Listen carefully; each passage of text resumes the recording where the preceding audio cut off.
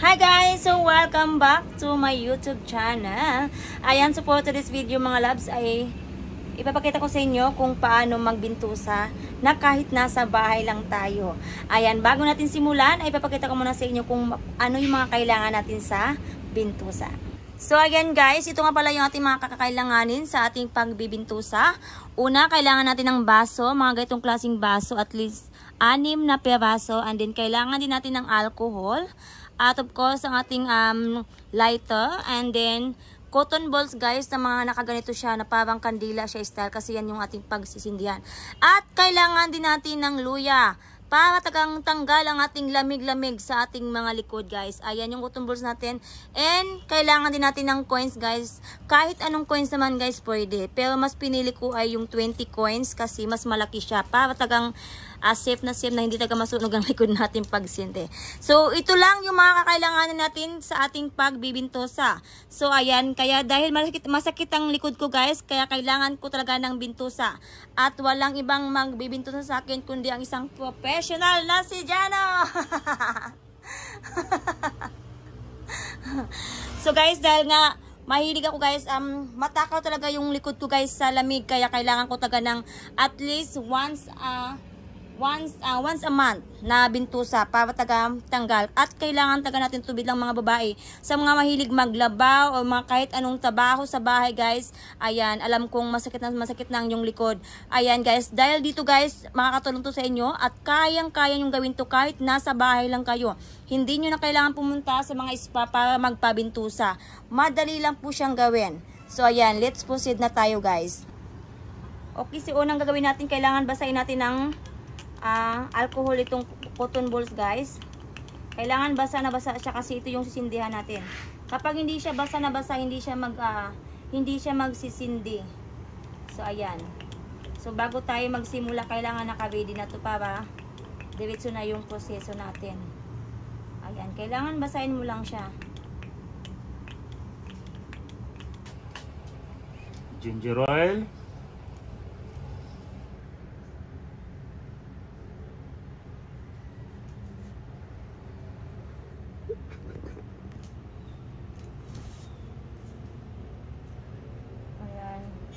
unang gagawin ay lalagyan ng oil yung ating likod. Extra na yung imamassage ka. Oh wow, look at that, ang daming oil.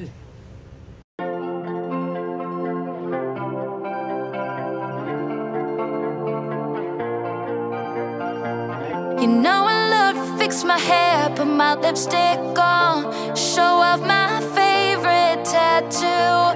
You know I like to wear my little black dress that always gets that look from you. I like when you show me off, like when you hold the door. But baby, what I want, what I'm in it for is you holding me, just because all I want is your love, not for what I can do, not for what I can give, just for what I am.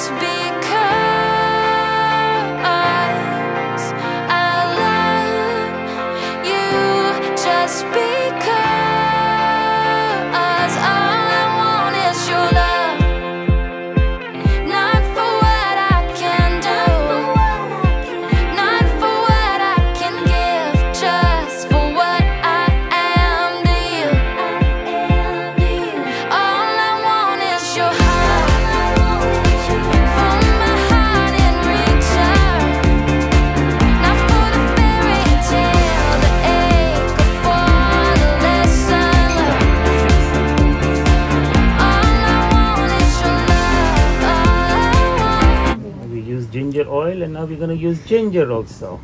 So ginger is not only good for cooking, ginger is good for massage, for relieving pain, muscle aches, those kind of things.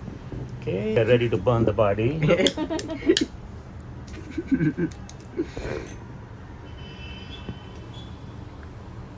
We don't need to push it, it will ano itself. Okay, the boobs are growing. It's like teenager boob. Don't push it, it's not ano.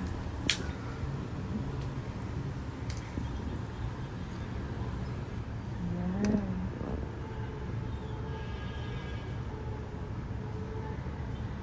Look like it's not that much this one. Oh, I think the fire gone. Actually, the fire gone in the other one also.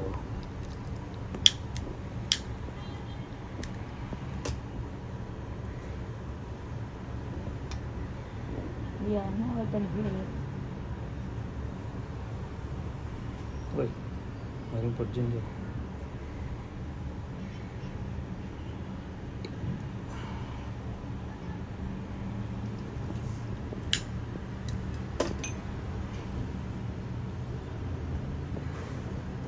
Yeah, it's really, I can really feel that is bigger, this one, sucking the skin.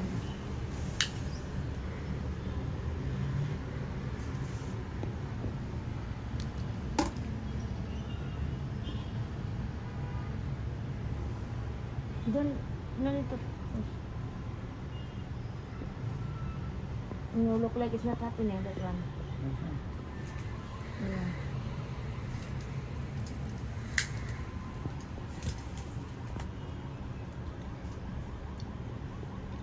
Yeah, now I can see. Still, not too much.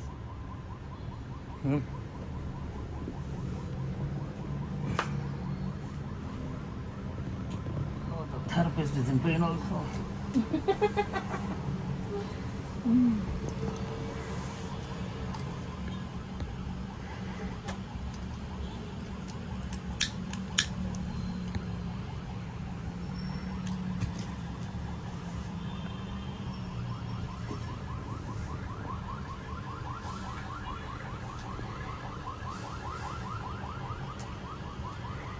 So yan guys, kahit nasa bahay ka lang is maganda gawin mo din to kahit at least once a month guys, para talagang tanggal yung pananakit ng likod mo.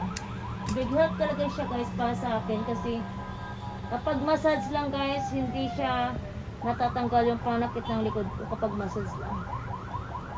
Kapag nagpabintusa talaga ako guys kasama sa massage, yun laking tulong talaga siya, nawawala yung pananakit ng likod ko. Since marunong naman talaga ako magbintusa, kaya why not na gawin ko siya sa bahay kahit at least once a month. Kung minsan tamad tayong lumabas o magpamasad sa labas.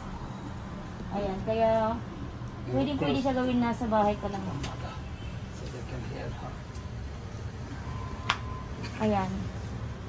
So pag ganyan ang bintusa, pwede mo siyang stay ng 10 to 15 minutes guys. Kailangan stay mo siya ng 10 to 15 minutes, then pwede mo siya ilipat sa ibang part naman ng likod mo na hindi mo nabintusa. Kung saan yung mas masakit talaga, yun doon mo siya i-focus ng pagbintusa. So yan, so napaka-sarap sa pakiramdam. Napifeel mo talaga yung pagsip-sip ng baso sa likod mo. Tapos yun, may dumalabas na mga pawis, mga lamig-lamig mo na yan, yung nasa baso. Parang nagpapawis na yung baso niyan maya-maya. So nakita nyo, tagang lubong-lubo yung yung balat ko. So, ibig sabihin, sobrang dami talaga ng lamig sa likod ko. Yung ibang nagbibintusa, wala na silang luya, wala na silang cotton balls. Pero mas maganda talaga na lagyan mo siya na at least ng luya. Tagang tanggal yung lamig mo. Kasi ang luya, maganda ang luya talaga guys pang tanggal ng lamig. Di ba nga iniinom din natin yung luya sa labat? Oh, maganda din siya. Maganda din siya pang pang bintusa. Para sip-sip talaga yung mga lamig-lamig sa likod natin. So yan, after 10 10 to 15 minutes ay tatanggalin na natin yan. So, ganyan lang siya kasimple at kadali. Ayan, lalo na sa mga mahilig o matakaw talaga sa lamig sa likod guys, ayan. Pwede nyo gawin kahit nasa bahay lang kayo. Napaka-simple at very easy lang siya gawin. Ayan.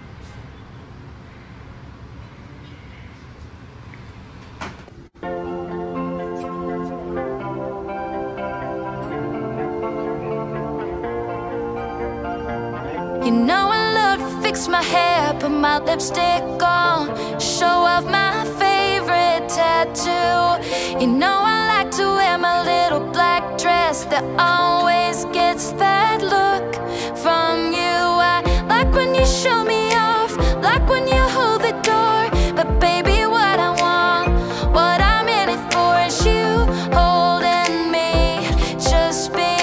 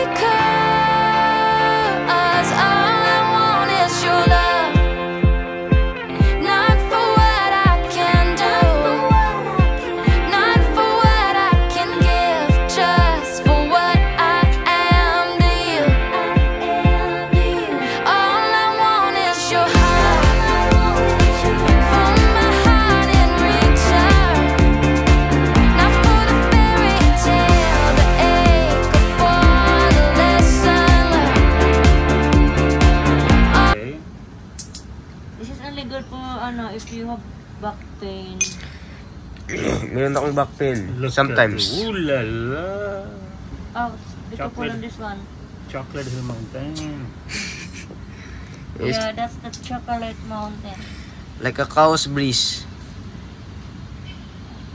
Okay, darling. Thank you now so your much. back looks so ugly.